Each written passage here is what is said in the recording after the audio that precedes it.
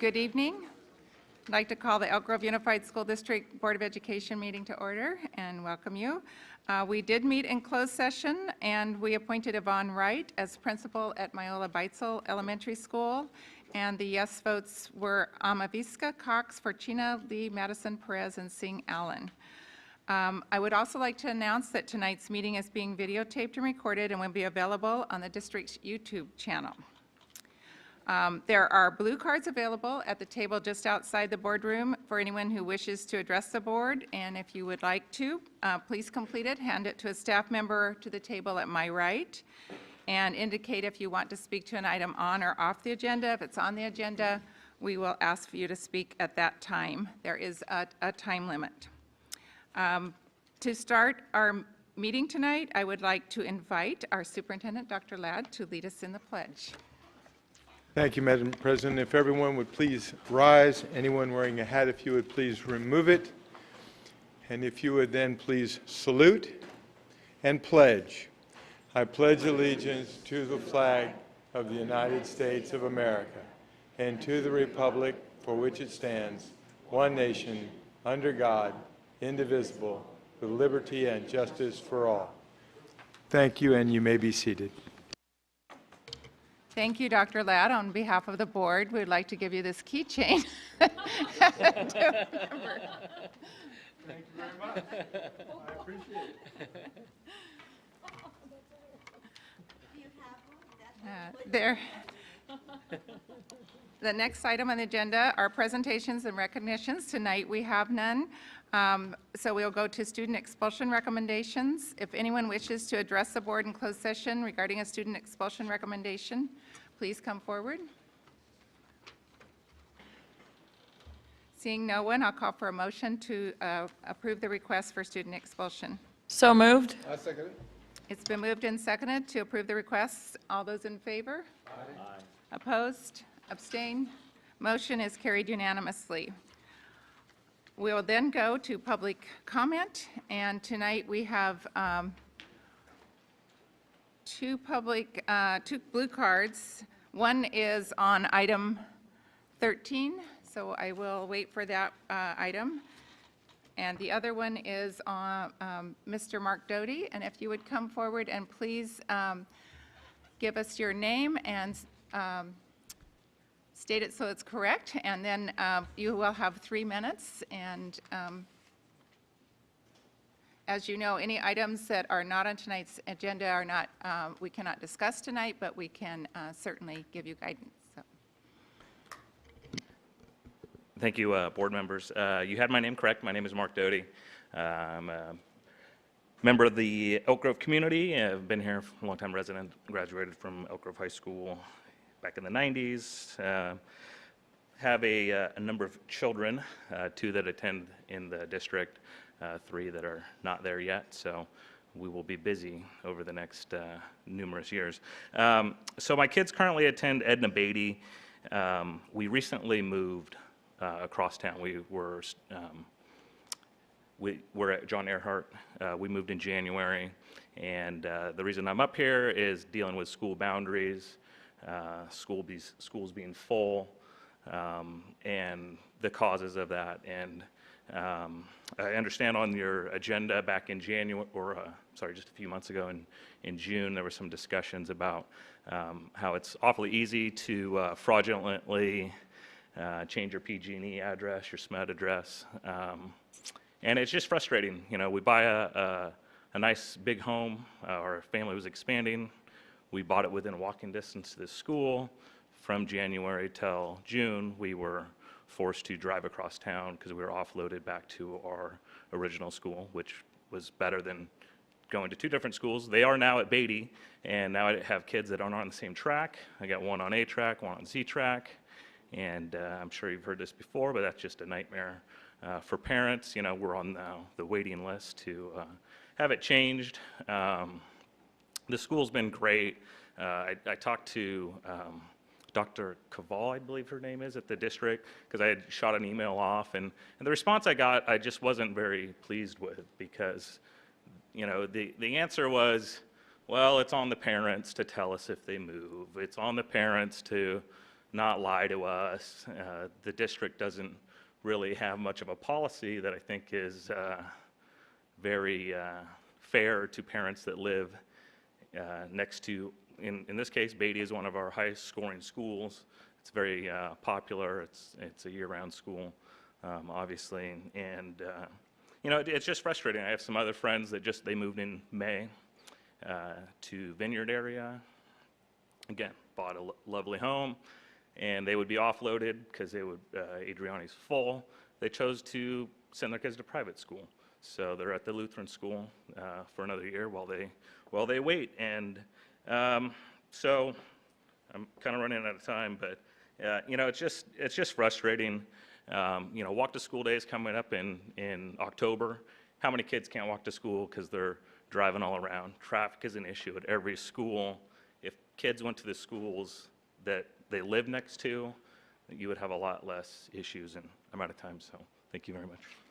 Thank you for your comments, and there is an item relating to your discussion on tonight's agenda on proof of residency requirements on item 15. But if you would like, I would have you speak with Ms. Cherry, our Associate Superintendent of Elementary Ed, and kind of maybe give you some updates on the boundary issues. Okay. And I assume the next person that wants to speak will speak on item 13 tonight, later in the evening. So next on our agenda then is the bargaining units. Are there any bargaining units that would wish to make presentations?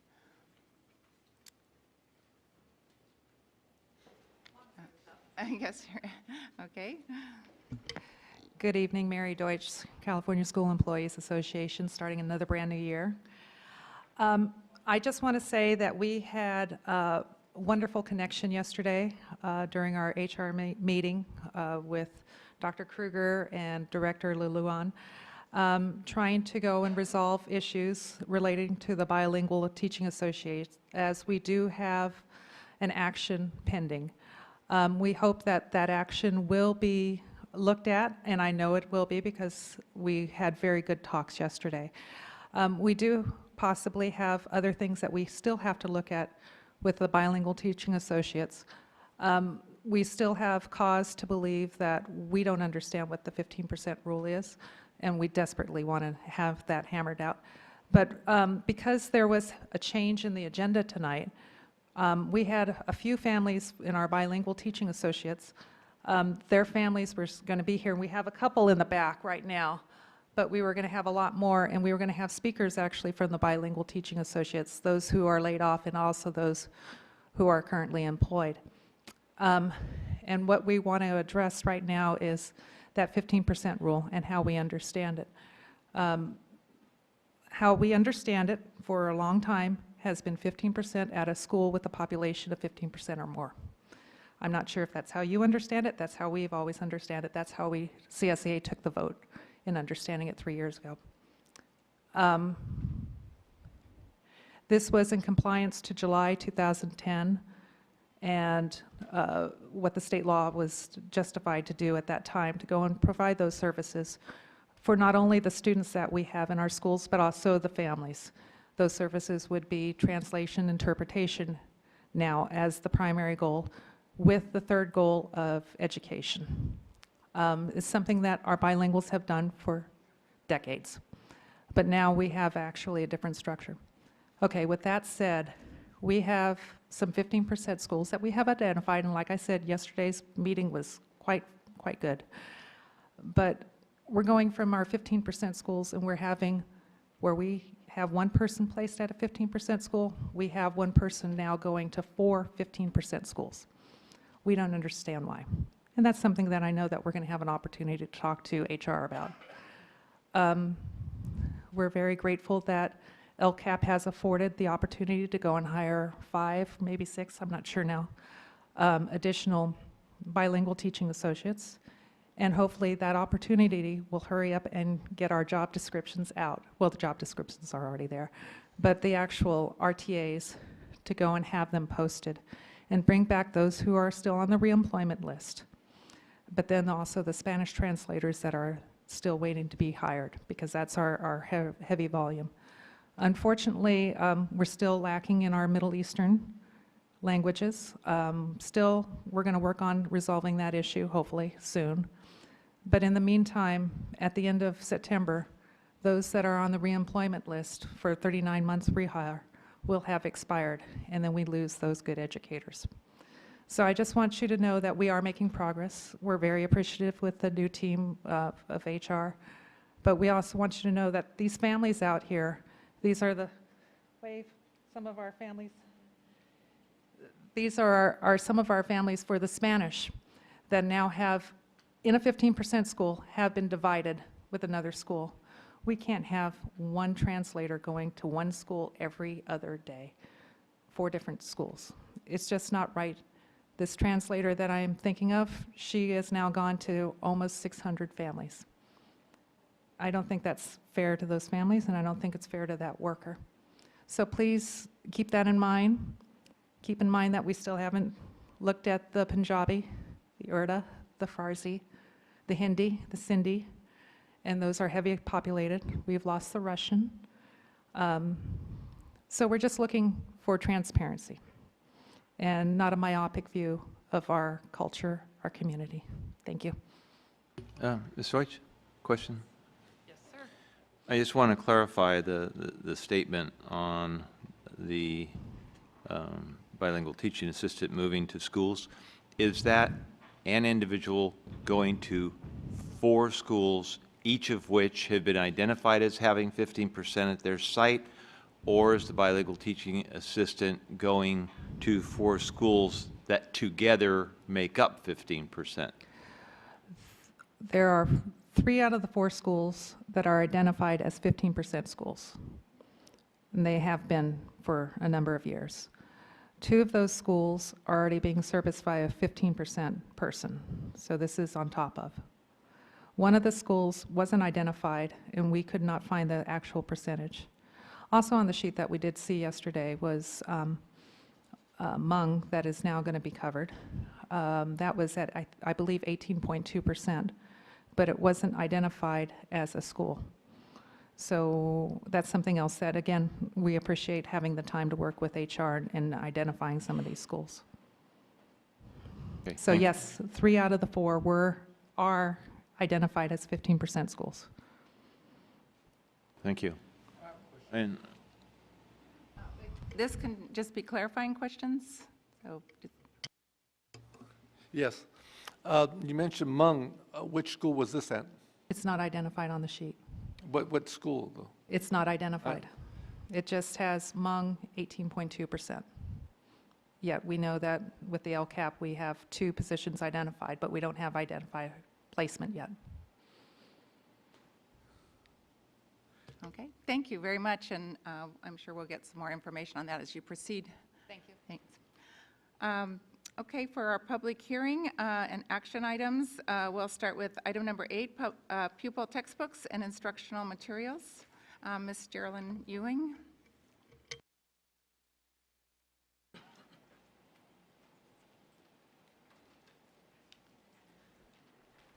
Good evening, President Cox, members of the Board of Education, Superintendent Ladd, and Ms. Hine.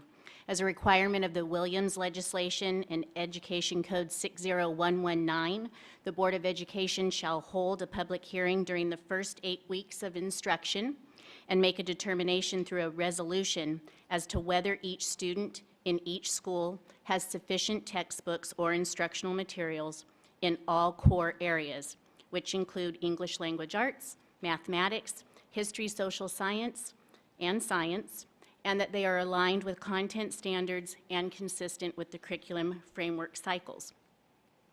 The Education Code also requires us to make a written determination that every student enrolled in world languages or health also has sufficient textbooks or instructional materials, and that students enrolled in lab science classes have sufficient laboratory science equipment.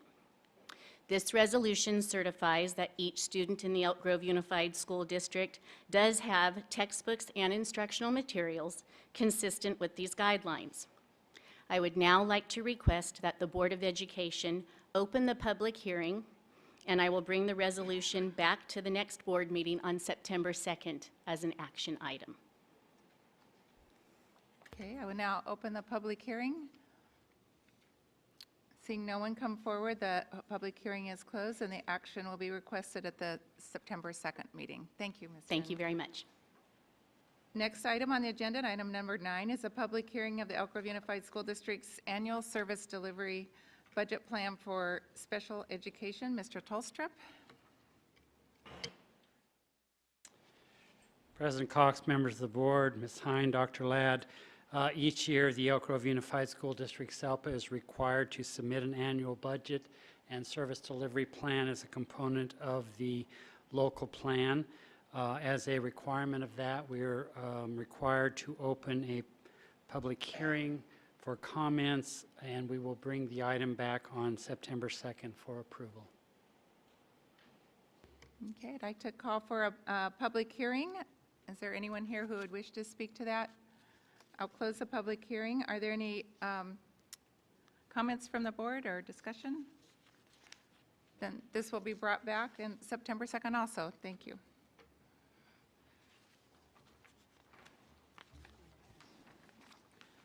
Item number 10 is a consideration and public notice of Elk Grove Unified School District's initial proposal to CSEA regarding collective bargaining for the 2014-15 school year. And I would like to welcome Dr. Brandon Kruger, his first board meeting back as our Associate Superintendent of Human Resources. Welcome. Thank you, President Cox. And President Cox, members of the board, Superintendent Ladd, and Ms. Hine.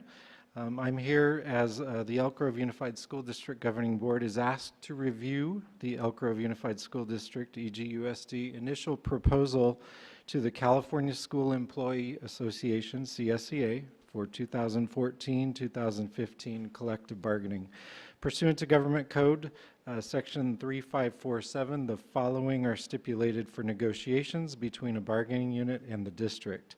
1, the district's initial proposal is officially presented at a public meeting of the governing board for public notice, and 2, a public hearing is conducted to receive public input regarding the district's initial proposal. EGUSD's initial proposal is attached, and it is recommended that after closure of the public hearing, the board take action to approve the district's initial proposal to CSEA. Thank you. I will open the public hearing on the proposal from the district to CSEA. No one coming forward. I will close the public hearing and open it to comments from board members on the proposal. It's been moved by Ms. Amavisca and seconded by Mr. Perez to approve the proposal. I'll do a roll call vote on this. Yes. Yes. Yes. Aye. Yes. Yes. Yes. The motion is carried, and you're still up here for the consideration and public notice of EGUSD initial proposal to AFSCME regarding collective bargaining for 2014-15 school year. Just as in the prior item, Elk Grove Unified School District Governing Board is asked to review the Elk Grove Unified School District, EGUSD, initial proposal to American Federation of State, County, and Municipal Employees, AFSCME, for the 2014-2015 collective bargaining process. Again, pursuant to Government Code, Section 3547, the following are stipulated for negotiations between a bargaining unit and the district. 1, the district's initial proposal is officially presented at a public meeting of the governing board for public notice, and 2, a public hearing is conducted to receive public input regarding the district's initial proposal. It is recommended that after the closure of the public hearing, the board take action to approve the district's initial proposal to AFSCME. I will call for a public hearing on our initial proposal to AFSCME. No one coming forward. I will close the public hearing and call for a motion to approve the proposal. Second. It's been moved by Ms. Amavisca, seconded by Ms. Singh Allen to approve the proposal. I'll take a roll call vote on this. Yes. Yes. Aye. Aye. Yes. Yes. The motion is carried and the proposal is approved. Thank you very much, Thank Dr. you. Kruger. Next item is item number 12, Elk Grove Unified School District Community Facilities District 2014-15 Tax Report, and it's a second reading of the ordinance by Mr. Pierce. Did he- Oh. Okay. And he's got the next 3 items, so. You're back.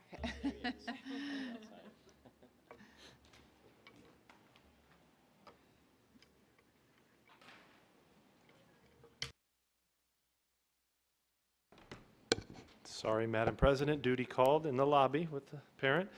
Thank you, members of the board, Dr. Ladd and Ms. Hine. I believe this is the CFD number 1 ordinance. So this is a follow-up to the public hearing that the board held on June 17th with regard to your only ordinance that you adopt each year. This establishes the Mello-Roos tax rates for the 2014-15 tax year. I gave a detailed analysis of that on June 17th. We are proposing a continuance of the tax rate that's been in place since 1998.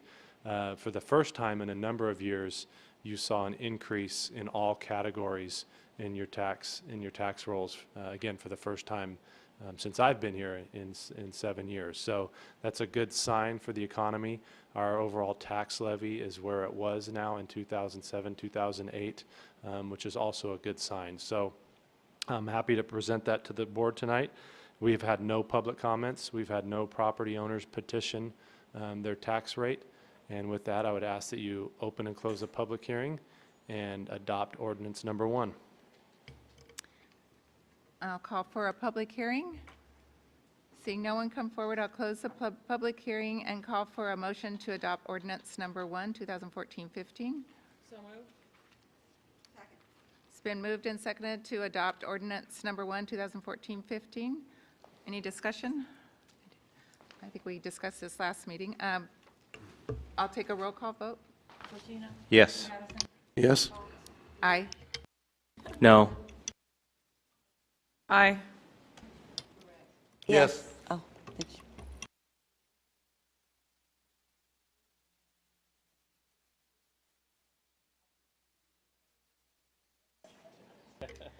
Ms. Amavisca, did you get her vote? Okay, great. All right, so the motion is carried 6-1. Next item is item 13, the Education Code Tokay Park Water Company, Section 17556. This is a long one. Consideration of resolution of intent to convey various easements to Tokay Park Water Company.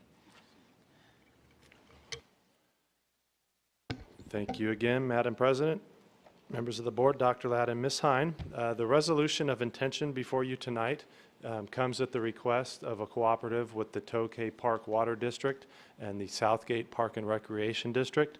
The Tokay Park Water Company is a small water district that's formed, it's a nonprofit mutual water district, I should say, and it's served and owned by approximately 200 residents that are near Kennedy Elementary. And I'm going to show you a picture here so you can get a frame of reference of the community served.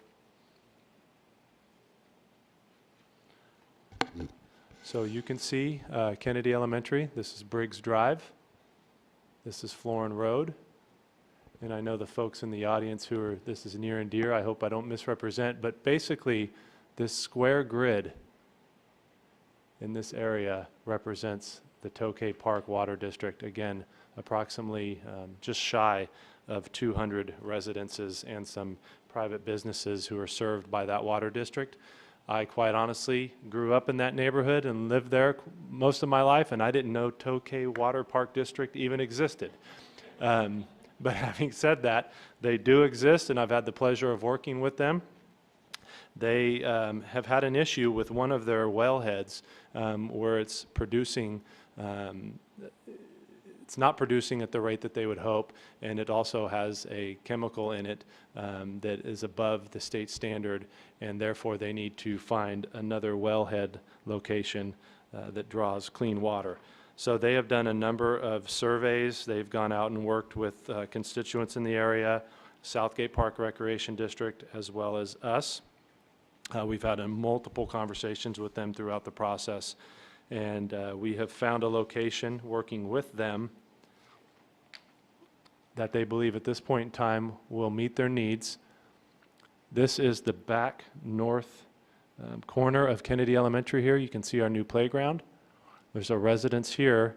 The current wellhead that they're replacing is in this location, immediately adjacent to this residence. They are proposing the new wellhead to be immediately north of our fence line. There's a 50-foot easement that the state requires.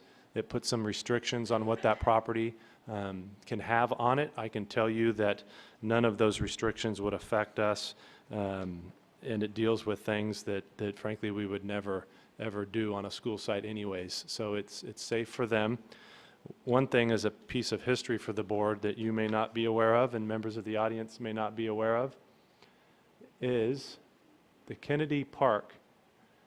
Again, our fence line is here.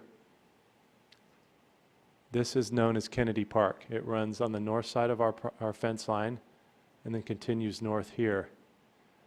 That is operated by Southgate Park and Recreation District. However, we own it up to this line here. So this property is owned by Southgate Park and Rec, and many people don't realize that the school district also owns this property. Many years ago, the fence wasn't in place before we've had a number of safety concerns throughout the nation. And the district came in at a later time and put that fence up, delineating what is known as the park and our school. So the only reason that they've had to come to us as opposed to Southgate Park and Rec entirely is really because we naturally own that property. Now, Southgate Park and Recreation District does have a perpetual operating use agreement with the school district, so they're going to continue to operate a park in that location. We don't have any expansion plans that would preclude that park or the wellhead from being located in that position. All construction would take place north of that property line where the fence is, so it won't inhibit any of our learning. It won't affect any of our children. The easements before you tonight also include a temporary construction easement. That temporary construction easement would start no later than October 1st and run through April 1st. So construction would start then and end by April. In addition to the temporary construction easement, you would have a permanent easement for the pipeline running the distance of our property up to Southgate Park and Rec, up to their pre-existing wellhead, where they can serve their customers from that location as the infrastructure runs out towards what's known as Toadgate Park. And then I mentioned the 50-foot radius control easement that would be located here as well. So in addition to all of that, if the board were to adopt the resolution of intention to convey those easements, Toadgate Park Water District has agreed to reimburse the district for the property that the easements would touch. There is an appraisal that's been completed for that. It's $4,700, so they will be paying us for that, as well as paying us for any legal fees that we've incurred to draft the easement documents and all the easement language that's before you tonight. So I believe that summarizes where we're coming from. I'd be happy to answer any questions the board might have. I know Larry Stamm is here tonight. He is the president of the Toadgate Water District Board, and I know he had some words for you as well. You probably have a speaker card. We have a speaker card for Larry. Do you want to hear from and you can state your name, and you have 3 minutes to talk. My name is Larry Stamm, and I am the president of the Toadgate Park Water Company. Done a great job. I just want to thank you very much for letting us appear here and give us your consideration. We are in deep trouble. Our main well is saturated with what they call perchlorate. Perchlorate comes from jet fuel. We've looked at Aerojet. Of course, they deny they're responsible for it. It can come from flares. It can come from fertilizer. But our main well has been closed down since 2005. Now, the pump he shows you here, which is nearby, we'll be hooking up to, that pump was a temporary small pump for breakdowns of the major well. We've burnt this pump up twice at the cost of $10,000 each time, and this hot weather is another consideration. I'm not going to take a whole lot of time. I'd just like to say that I find myself in a unique position. We've always been supporters of the Elk Grove School District. We've always been here to assist you. We helped tax overrides. We worked on school naming committees. My wife did, but I'm going to mention her. She was on the Board of Education. I spent 31 years Sac County Sheriff Department, had a great working relationship. We're asking you, we're pleading with you to give us some consideration. Now, you haven't asked any questions yet, but we have surveyed every piece of property in our area, and the only possibility we had was to buy a house and a lot and tear the house down. This 50-foot control zone that they passed 2.5 years ago has killed us. We don't have a lot in the area. The only place that'd be close would be where pump number 1 is now, and to drill there, we probably would come up with chloride. We come up with this idea. I want to thank Dr. Pierce here. Been a great working relationship, fine gentleman, and we would really, really appreciate your consideration. Thank you very much. For coming tonight. With me tonight is Keith Nibbs. He's our engineer. He's come in and done the study, consultant work, and his questions I know will be so easy he can answer them, and I could, but I'll let him. Did you want to make a few comments? And thank you for, oh, you're going to introduce someone else, I think, right? No? Okay. Teresa Hudick is here. She's also, I want to point out, been very, very active, has an award from you for her activity and support in Florin High School, an award of achievement. We are Elk Grover, so thank you. Thank you very much, and thank you for coming this evening. I will open it to questions. Ms. Amavista? I probably don't even need to ask this question, but assuming during the construction, you'll be putting a fence around the area there, and in that circular area, the 50 feet or whatever you said there? That's a great question. I should have mentioned, yes, the wellhead itself will be very small. It won't be very visible. It's low profile. I was going to ask that, too. It will be absolutely fenced off. There's no access to it. Nobody can tamper with it, if you will, but children and residents won't have access to that wellhead. It will be secure and safe. In terms of the 50-foot radius, I didn't read the requirements, but I'll read them to you because they're a little, in my opinion, silly, and I only say that because we would never do those things. So prohibited from the 50-foot radius are animal enclosures for dogs, chickens, or grazing animals, application of pesticides without prior written approval of the department, dumping, spilling, or disposing of petroleum products, and the conveyance of waste or stormwater, including ditches within the control zone, none of which would ever happen, mainly because it's owned by a school district and approximate to us, elementary school anyhow. And what Mr. Stam did say, they did a great effort in reaching out to the residents that they serve and also residents to the north of us.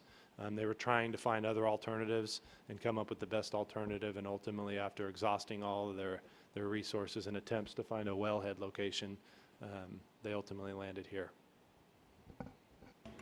I was going to say we plan to do all those things, huh? Yeah, we can't do all of those things anyways. Other questions? You good?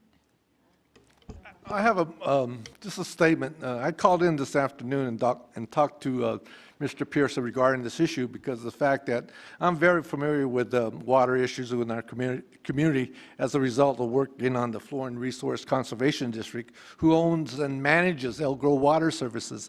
And after reading this report and getting the right questions and answers, I feel very comfortable that we could succeed with this project and bring good quality water to this community that needs it very desperately in this times and age. So I'm very proud of you, Mr. Pierce, for talking to me and doing what you have to do because, like I said before, we had very good working relationships with Elk Grove Elk Grove Unified School District, and it continues. And I'm very proud of our staff. Thank you. I don't have any questions, just a general comment that I'm definitely in favor of working together for community benefit, and I think you've done a great job in your presentation. So I don't really have any questions. Any other comments? Then I will call for a motion. My pleasure to move adoption of resolution number 5. I'll second it. It's been moved by Mr. Fortuna, seconded by Ms. Singh Allen to adopt resolution number 5, 2014-15. To do a roll call vote, Ms. Hine? Yes. Yes. Yes. Aye. Aye. Yes. Yes. It's a unanimous vote, and thank you again, Mr. Stam, and Thank you everyone very for much. We coming. really appreciate it. We really are in a bind. And Okay.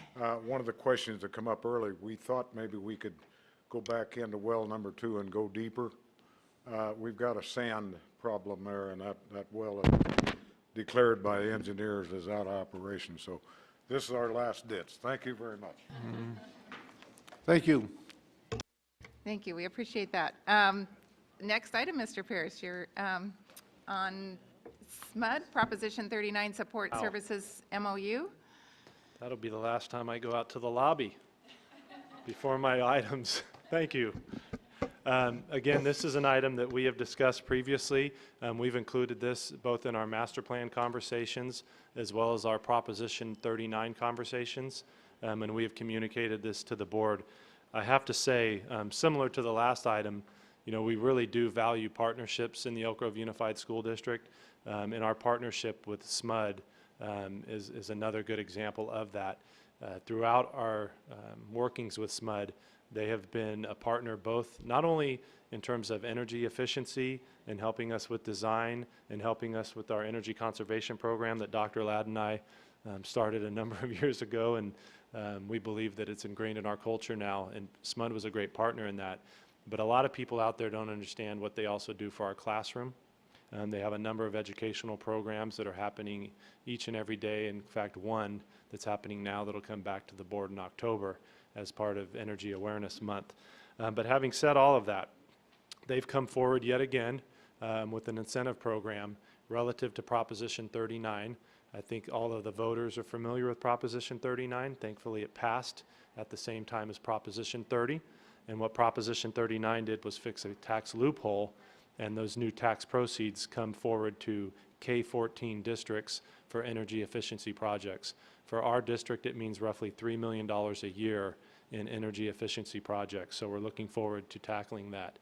The first step in receiving your money is conducting energy analysis at all of your campuses and weighing all of the projects that you could do at those schools to save energy.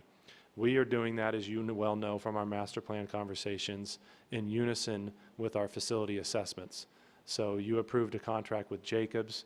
We dovetailed the Prop 39 requirement with the facility condition assessment. And as we talked to you then, we were promising a program whereby SMUD would dramatically help us in paying for that facility condition assessment. So the MOU I bring forward tonight will solidify that. For the life of the MOU, which covers 5 years, SMUD will pay the district $650,000 to go towards the planning costs for the energy assessments. And so that will also, in turn, pay for a portion of our master plan work. So we're really excited about it. Again, I can't thank SMUD enough. It's a very unique MOU. All of the districts in SMUD's region are participating, but SMUD is providing the consultant and the assessment. In this case, we've retained our own consultant, and SMUD will be reimbursing us for the necessary costs for that. What that means is the CEC has funded us $855,000 for planning costs. It will now free that money up to go towards construction costs, which will save even more in the way of energy efficiency and keep money in the general fund for costs and where it belongs, honestly. So it will come back September 2nd for your action, and we'll start the MOU immediately thereafter with your approval. So I'd be happy to answer any questions you might have. I wasn't sure if Mr. Marshall made it tonight, if he snuck by me in the lobby. Oh, he's here. Is that- Kelvin, you're welcome to join me if you have anything to add, or if the board has any questions. Kelvin Marshall is our key accounts representative. Many of you have met and seen him before. He works really closely with me. Some weeks it feels like we speak every day, if not twice a day, and some we talk at least once a week. Evening, President Cox, Superintendent Ladd, members of the board. We worked with several of the school districts, or actually all of the school districts, in developing an MOU. When Prop 39 was passed, we quickly realized that our incentive program was not the appropriate program for us to engage in working with the school districts and developing a solution for the school districts. Our incentive programs are designed to be an incentive to move projects forward that might not otherwise happen.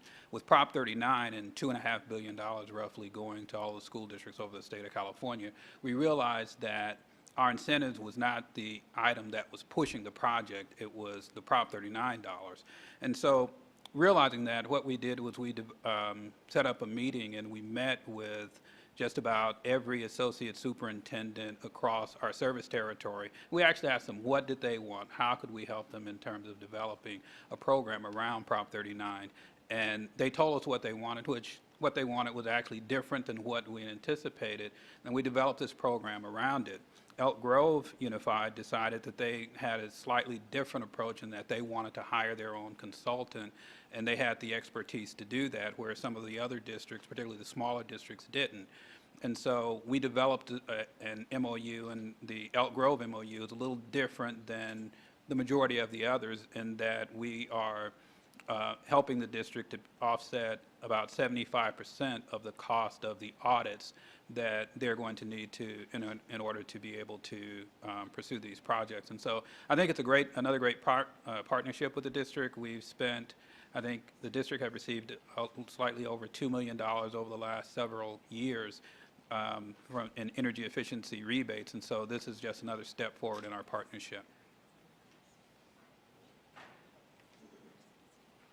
Okay, are there any questions or comments? Mr. Perez? Oh. Hey, I don't have any questions, but I want to take the opportunity to make a comment, which you are probably aware of. SMUD has been an exemplary business partner with this school district, not only with activities such as this memorandum, but by directly providing engineers and others to work in our classrooms with our children to advance conservation programs. So a big thank you to you, and hopefully you can bring that back. Thank you, we appreciate it. Oh, I do have one question, excuse me. Regarding, within the Exhibit A, they have these AE projects. You mentioned that you have student learning opportunities at retrofitted schools. Can you give me some type of scenario, what type of learning goes on within those retrofitted schools? So again, you'll be hearing from some of these students in October. So what they'll do is they'll assess the pre-existing condition, we call it the baseline of the school, prior to the energy efficiency measures, and then they'll go back in and do a post-audit of the school and how it's using energy after the retrofits are in place, and then it'll educate the students as to why and how that all took place. Any other comments or questions? There's one other thing I'd like to add to that. The students that participated in that program went through a week-long training class at SMUD, and each of them received, I think it's a $300 stipend over the summer to be able to participate.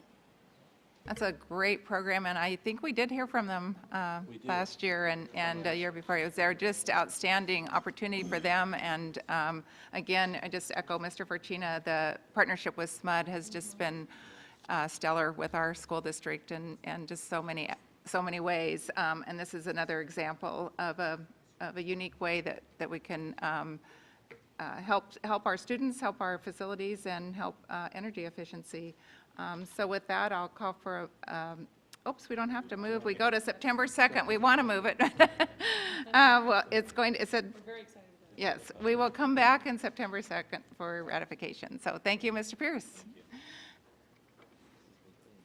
Next on the agenda is item 15, our proof of residency requirements. Is this your grand sayonara? Mr. Smirker, our district activities athletic director, will give the presentation about the requirements for residency. Thank you, President Cox, fellow board members, Superintendent Ladd, Ms. Hine. We're bringing this back for a second reading. This is revisions based on recommendations made by the Board of Education, and also we met with support staff to solicit feedback from them, and they had some very good suggestions, so we implemented those into this document at this point in time. The first revision, the main revision that was requested by the Board of Education, was to make the requirements the same K through 12. So we have done that, and you can see that on the document that you were sent last night via email and the printed copy that you're receiving today. In addition to that, we've divided, based on feedback from the clerical support people that will be implementing this, the proof of residency documents, we've divided them into 2 categories. The first 3 being basic living conditions of either being a homeowner or a home buyer or a renter. And then the second set of documents are further validation that you are living where you say you are living. You'll also notice within those 2 categories, there are certain follow-up requirements within 6 months and within 2 months. And we are working with tech services to try to help mitigate any implementation problems that we may encounter down the line. We also, one of the other issues that has been raised is with the exceptions. And we are going to, staff will be, once this is implemented, staff will be working to align these ancillary documents so that they align with the requirements and all fit together. So at this point in time, I'd solicit any questions from the board in regard to this. Thank you. And just a clarification on our procedure tonight, if it meets with approval, we can go ahead and vote on this That's correct. tonight. If there are substantial changes, then we would come back. Correct. So with that in mind, are there any questions? It looks like you addressed some of the ones that were brought up at our last meeting. I didn't get this today. It came an email yesterday. Last night, actually. So, yeah. I'll just make some comments. I think you've done a great job capturing our comments. And I know this is the time of year where our phones ring, and I'm sure Tina's and everyone else's regarding this very issue. So, but I think you've done a thorough job. It goes to the fairness. Is it foolproof? Nothing. I mean, you know, it isn't. But I think we're doing all the necessary right steps that we can to protect the integrity of it. So I think, and with the exceptions that are available, you know, I think we've done a good job. Comments or questions? I think you did address the concerns, and thank you for making the revisions. If it meets with the board approval, we can move this for tonight. Then I'd like to move approval of the new proof of residence requirements. A quick question, is this, would this apply now? I mean, even though school has started? As soon as it's approved, we will implement it. I'm effective, okay, very good. Question, though. Yeah. So it's been moved by Mr. Fortuna. I second it. Seconded by Mr. Madison to approve the proof of residence process for Elk Grove Unified School District. And we'll do a roll call vote on this, Ms. Hine? Yes. Yes. Yes. Aye. Aye. Yes. Yes. Okay, thank you. Very good. you. And this is your last No, meeting? that's what I was saying there. This is my last meeting. Thank Can we introduce the new guy sitting out there? I don't want to And let him escape. Mr. Rod Edmiston. Would you stand, Mr. Rod? Good evening. Welcome. Glad to have you. Okay, we look forward to seeing you.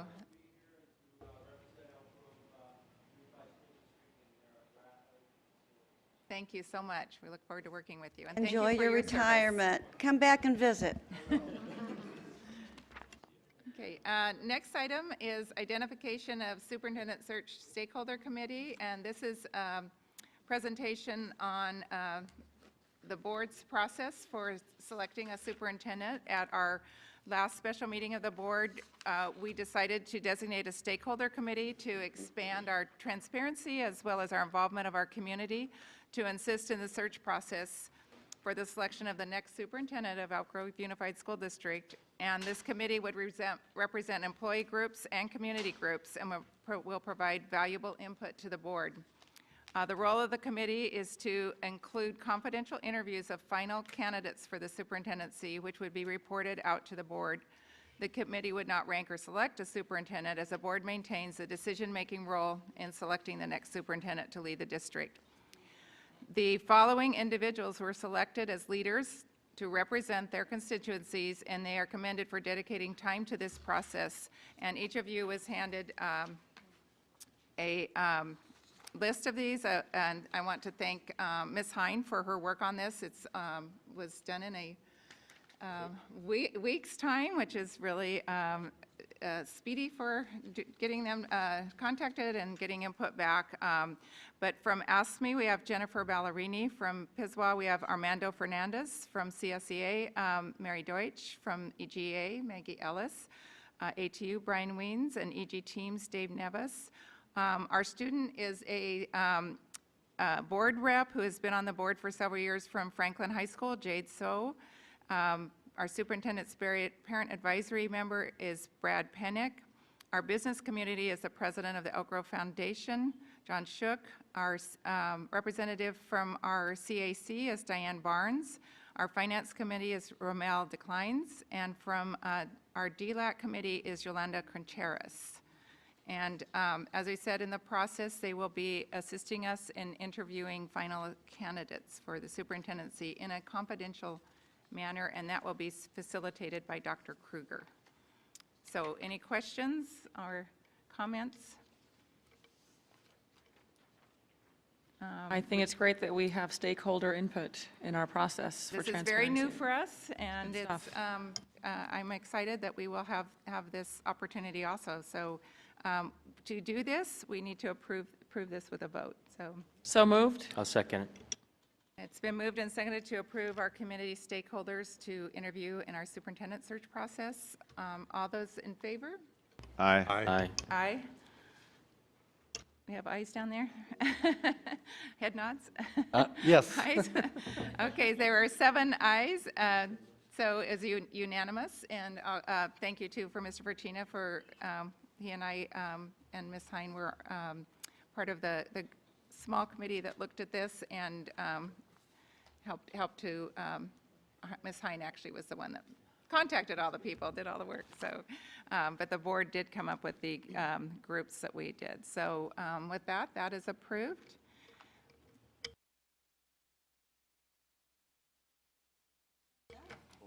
Almost. Yes. Okay, the next item is the board member and superintendent reports. Dr. Ladd, do you have any reports? Thank you, Madam President. Members of the board, I'll be very brief. I've had an opportunity to continue the work with the Elk Grove Chamber. We made a presentation, myself and several folks representing the Career Pathways Trust, to the Sacramento County Board of Supervisors relative to what that means for public education in our school district and the region. Haven't had an opportunity for the visiting schools on the first day of both modified traditional and traditional school year. I want to take this moment to thank all the staff throughout the district for the opening. Every place I've gone, people have commented how wonderful the opening has been. We know that our year-round schools had a successful opening as well, but on September 12th, they're going to have their second track change already in the year-round schools, but the modified traditional joined their colleagues along with their traditional colleagues and had a very smooth opening. I did have an opportunity to meet with Vernon Billy, the Executive Director of California School Boards Association, relative to work that we're doing surrounding LCAP and LCFF, and had the pleasure continuing visiting schools, and lastly attended the Sacramento County Office of Education Teacher of the Year dinner. And I want to thank all that were involved, and I want to congratulate Patty Burgess and Karen Seraphian Hames, who are our 2 Teachers of the Year, and they are wonderful, wonderful educators, and we want to recognize them. That's what I'll stop. Thank you very much, and you've been busy over the summer. So, Mr. Fortuna. Thank you. I don't have any reports right now that pertain to committee assignments, but I have 2 items that I would mention to the board. Number one, when Mr. Fagan returns from his medical absence, the 2 of us will begin working on our 29-year-old policy on budget development. So smile out there.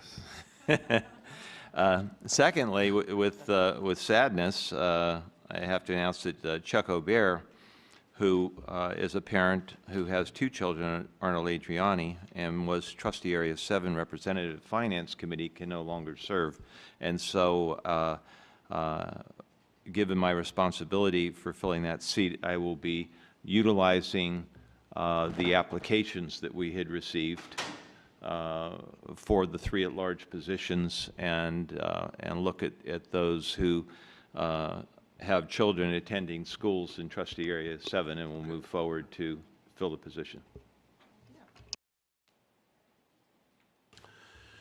Yes, I just want to report back my meeting on August 5th with the Public Schools Accountability Act PSA meeting advisory committee that I'm currently serving on in California Department of Education.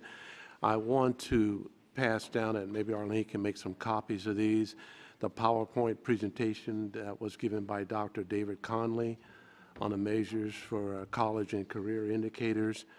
As I indicated before, that we are wrestling with the processes of trying to create another API.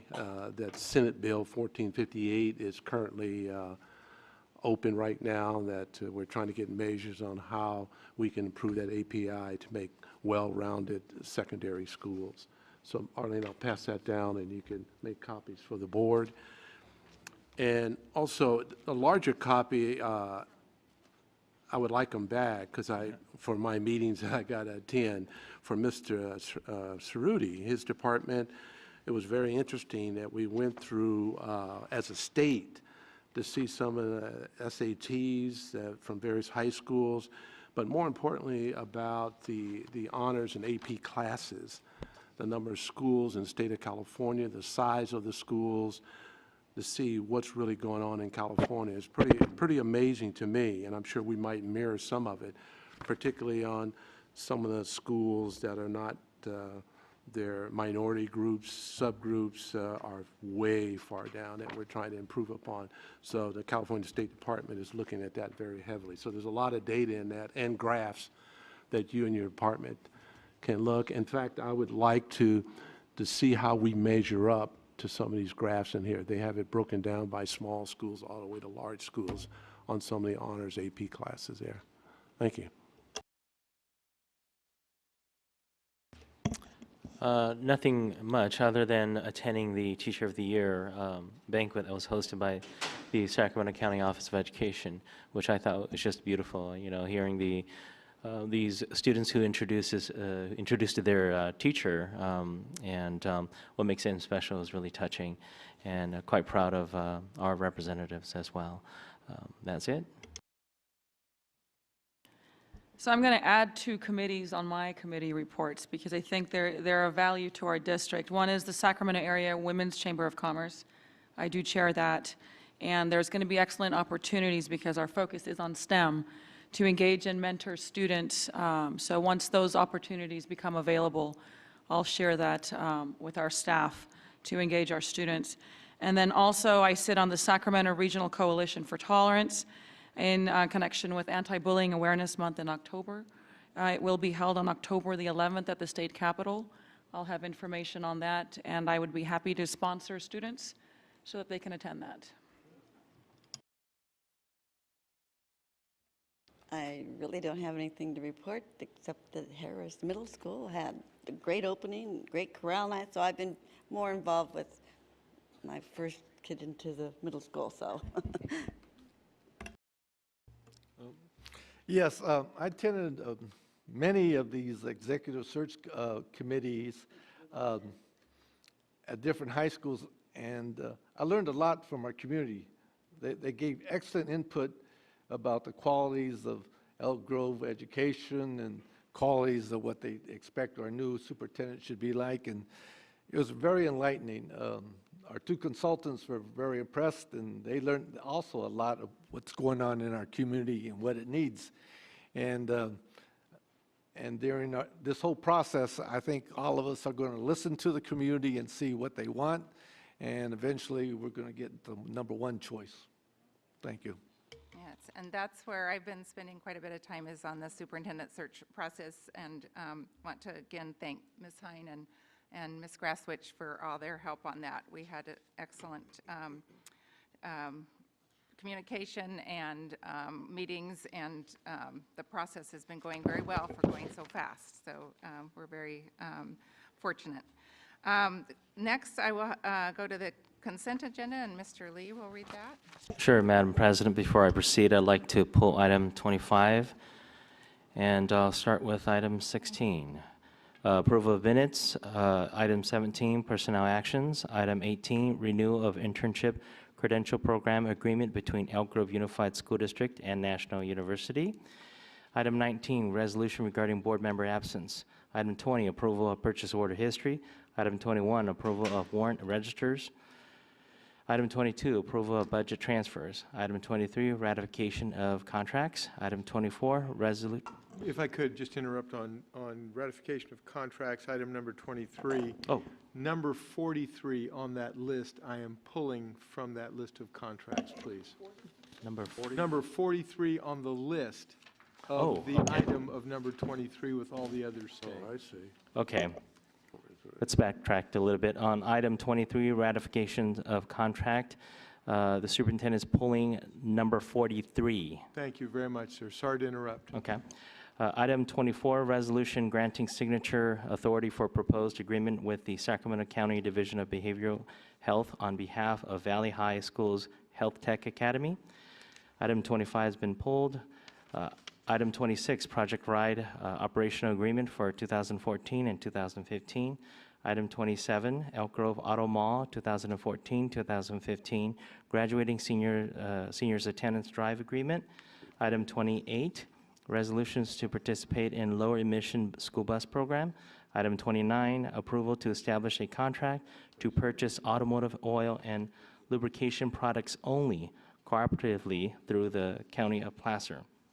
Item 30, approval to establish a contract to purchase bulk gasoline and diesel cooperatively through the County of Placer. Item 31, receipt of bids and awards of contract from phone, soap, and dispensers.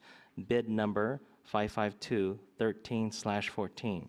Item 32, approval to establish a contract to purchase HP computer equipment, peripherals, and related devices, softwares, and services through WASCA, NABSCO, WSCA-NASPO contract. Item 33, Williams Act quarterly report notification. Item 34, out-of-state field trips. Item 35, Marion Mix Elementary School, change order number 3. Item 35A, 2014-15 mandated block grant application for funding. Item 35B, ratification of non-public agency, Center for Autism and Related Disorder interim contract. Okay, the consent agenda has been read with item 2343 pulled and item 25 pulled. So with that, I'll call for a motion. I'll move the item minus item number 25 and 2543. Everything else on 25 is okay.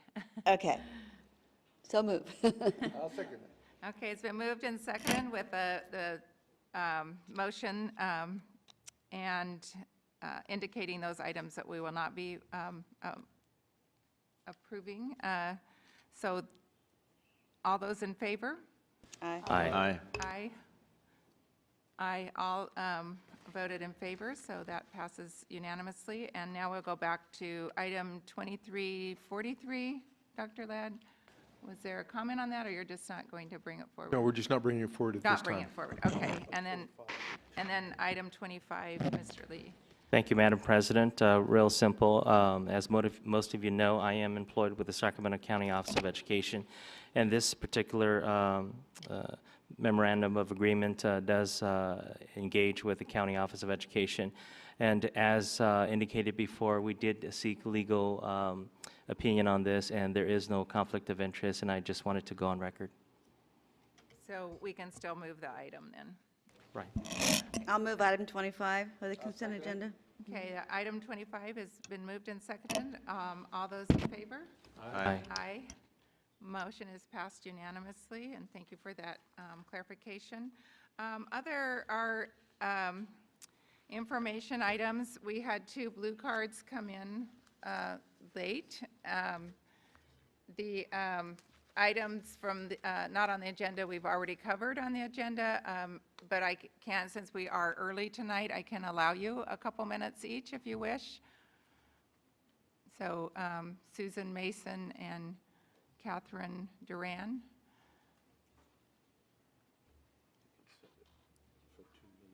Okay, we'll give 2 minutes, and we do have to go into closed session again, so we're not totally done tonight. President Cox, members of the board, Dr. Ladd, Ms. Hines. So my name is, it's mud, we can't touch it. My name is Susan Mason, and tonight I just wanted to go on record and review some of the topics that I've spoken about at the board meetings. August 20th of last year, I read a letter from a high school English teacher who listed concerns such as developmentally inappropriate high-stakes testing with Common Core and the cost of administering the test.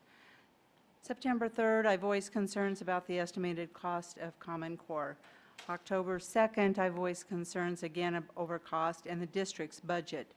October 15th, 2013, I questioned whether Elk Grove School District would be using the same type of card readers to track students.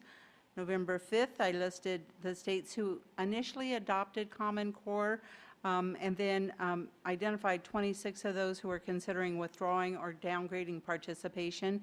And the reasons vary and include cost to administer and loss of local and state control over education. November 19th, I voiced concerns over the safety of staff and students with Wi-Fi. I included the bioinitiative2012.org as my reference. January 21st, I voiced concerns again with the staff and student exposure to Wi-Fi. March 4th, I commented about the two parent information nights that I attended and found out at that time that some of the board members were not aware of the 7-page question and answer, questions and answers that the staff had prepared. March 18th, I voiced concerns again about Wi-Fi. And after that, I've had some email back and forth with Steve Mate, your IT staff member, and we're going to agree to disagree because I still, Your time is up. the links that I've sent, I think are a lot more credible. Thank you.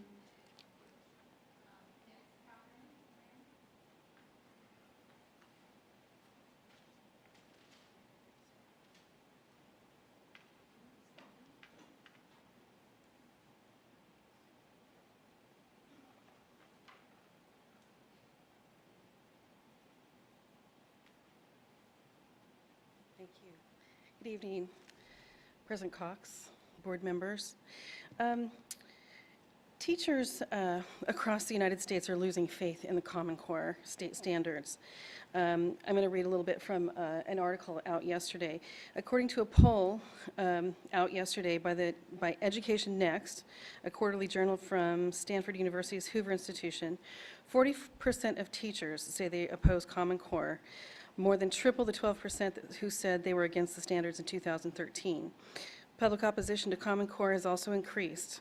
While 65% supported Common Core in 2013, it's down to 53% that expressed approval this year.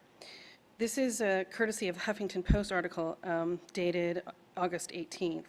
When provided with 3 statements about Common Core's mission, many respondents to the Education Next poll were unable to correctly identify which were true or false. Teachers had a substantially better understanding of Common Core, and yet they were leading the opposition in this poll. So I wanted to read the 3 real quickly. I'm going to call out the public first and then the teachers. So the federal government requires all states to use Common Core standards. Those responding false, 36% public, 64% teachers. In states using Common Core standards, the federal government will receive detailed data on individual student test performance. Those answering false, 15% public, 18% teachers. Under Common Core standards, states and local school districts can decide which textbooks and educational materials to use in their schools. Those answering true, 48% and 74%. So by far, teachers are more educated, more aware of what's going on with Common Core, and yet they are really, really against it. So the thing I wanted to do is Concerned Parents of Elk Grove would like to propose a meeting, Your time is up. presentation to the board, and we would like to list our concerns, and for edification of the members, we'd like to propose a presentation. So I'd like to know if we can get a date.